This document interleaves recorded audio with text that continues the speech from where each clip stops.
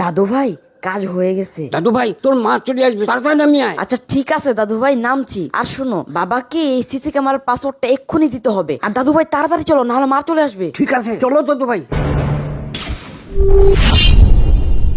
আরে তোরা তোরা আমার বেডরুমে কি করছিস? না মা, এমনি আসছিলাম আর কি একটু।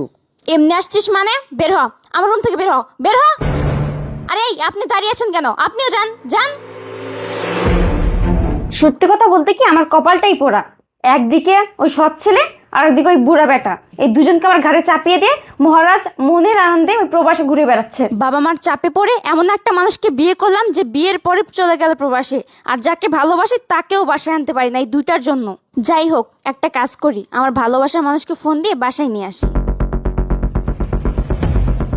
হ্যালো জান, তুমি কেমন আছো? আরে আর বলো না,